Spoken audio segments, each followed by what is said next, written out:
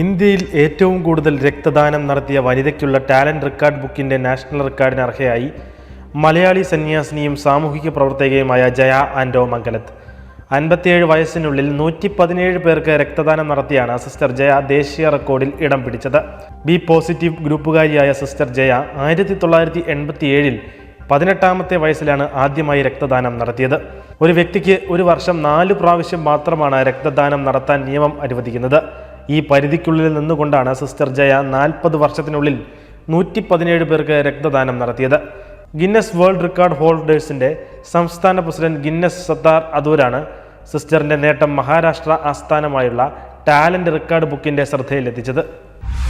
American പ്രസിഡന്റായി വീണ്ടും തിരഞ്ഞെടുക്കപ്പെടുകയാണെങ്കിൽ രാജ്യവ്യാപകമായി ഗർഭഛിദ്രത്തിന് ബലമേകുന്ന നിയമത്തെ പിന്തുണയ്ക്കുമെന്ന് ആവർത്തിച്ച് US പ്രസിഡന്റ് ജോ ബൈഡൻ. താൻ വീണ്ടും തിരഞ്ഞെടുക്കപ്പെടുകയാണെങ്കിൽ ഗർഭഛിദ്രത്തിന് അനുകൂലമായ രാഷ്ട്രീയക്കാരുടെ കോൺഗ്രസ് ആണെങ്കിൽ US സുപ്രീം കോടതി റദ്ദാക്കിയ ദേശസാൽകൃത ഗർഭഛിദ്ര മാനദണ്ഡങ്ങൾ പുനഃസ്ഥാപിക്കുമെന്ന് കഴിഞ്ഞ ദിനം സ്റ്റേറ്റ് ഓഫ് ദി യൂണിയൻ പ്രസംഗത്തിൽ ബൈഡൻ പറഞ്ഞു. ഭ്രൂണഹത്യ അവകാശത്തെ അട്ടിമറിക്കാൻ വോട്ട് ചെയ്ത് 6 സുപ്രീം കോടതി ജസ്റ്റിസുമാരിൽ 3 പേരെ മുൻ പ്രസിഡന്റ് ഡൊണാൾഡ് ട്രംപ് നേരത്തെ നിയമിക്കുകയായിരുന്നുവെന്ന് ബൈഡൻ വിമർശിച്ചു.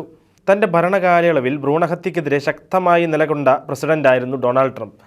കടുത്ത ക്രൈസ്തവ വിശ്വാസിയും പ്രോ ലൈഫ് പ്രവർത്തകയുമായ ആമി കോണി ബാരറ്റ് ഉൾപ്പെടെയുള്ളവരെ US സുപ്രീം കോടതി ജസ്റ്റിസായി ട്രംപ് നാമനിർദ്ദേശം ചെയ്തിരുന്നു. ഭ്രൂണഹത്യയ്ക്ക് വലിയ സാധ്യതയുണ്ടായിരുന്ന ബില്ലുകളിൽ ഭേദഗതി നടത്തിയും പ്രോ ലൈഫ് കേന്ദ്രങ്ങൾക്ക് പ്രോത്സാഹനം നൽകിയും ട്രംപ് വലിയ ഇടപെടലുകൾ നടത്തിയിരുന്നു.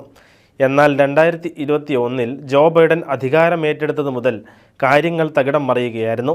ഭ്രൂണഹത്യയെ പിന്തുണയ്ക്കുന്ന വലിയ ഇടപെടലുകൾ അദ്ദേഹം നടത്തി. സ്വയം കത്തോലിക്ക വിശ്വാസിയായി അവകാശപ്പെടുന്ന ബൈഡൻ സ്വീകരിച്ച പല നടപടികളെയും അപലപിച്ച് അമേരിക്കൻ കത്തോലിക്ക സഭ തന്നെ രംഗത്ത് വന്നിരുന്നു. 2022-ൽ സ്വർഗ വിവാഹത്തിന് ദേശീയ തലത്തിൽ കൂടുതൽ അവകാശങ്ങൾ നൽകുന്ന ബില്ലിൽ ജോ ബൈഡൻ ഒപ്പുവെച്ചതും വ്യാപക വിമർശനത്തിന് കാരണമായി. ക്രിസ്തീയ ധാർമ്മികതയ്ക്ക് വിരുദ്ധമായി തീരുമാനങ്ങൾ കൈക്കൊള്ളുന്ന ജോ ബൈഡനെ അപലപിച്ച് അമേരിക്കൻ മെത്രാൻ സമിതി പരസ്യമായി രംഗത്ത് വന്നിട്ടുണ്ടെന്നതും ശ്രദ്ധേയമായ വസ്തുതയാണ്. നവംബറിൽ നടക്കുന്ന തിരഞ്ഞെടുപ്പിൽ ബൈഡനും ട്രംപും ഏറ്റുമുട്ടുമ്പോൾ പ്രോ ലൈഫ് പ്രവർത്തകരുടെ പിന്തുണ ട്രംപിനായിരിക്കുമെന്ന് തന്നെയാണ് പുറത്തുവരുന്ന റിപ്പോർട്ടുകൾ.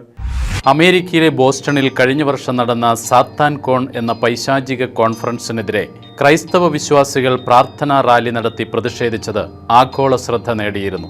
ജപമാല ചൊല്ലി മരിയൻ കീർത്തനങ്ങൾ ആലപിച്ചുള്ള പ്രാർത്ഥനയ്ക്ക് ഫലം കണ്ടതിൻ്റെ സന്തോഷത്തിലാണ് അമേരിക്കയിലെ വിശ്വാസി സമൂഹം. വലിയ ആഘോഷത്തോടെ പ്രഖ്യാപിച്ച ഈ വർഷത്തെ സാത്താൻ കോൺ 2024 റദ്ദാക്കിയതായി അറിയിച്ചിരിക്കുകയാണ് സംഘാടകരായ സാത്താനിക് ടെമ്പിൾ എന്ന സംഘടനയുടെ ഇൻസ്റ്റഗ്രാം പേജിലൂടെയാണ് ഇക്കാര്യം അറിയിച്ചത്. കഴിഞ്ഞ വർഷം 800-ലധികം പേർ പങ്കെടുത്ത മാരിയറ്റ് കോപ്ലി പ്ലേസ് ഹോട്ടലിൽ നടന്ന ത്രിദിന സാത്താനിക് കോൺഫറൻസിന് മാധ്യമങ്ങളുടെ പിന്തുണ ലഭിച്ചപ്പോൾ യുവാക്കളടക്കമുള്ള ജനവിഭാഗങ്ങളുടെ പിന്തുണ വിശ്വാസികൾക്കൊപ്പമായിരുന്നു.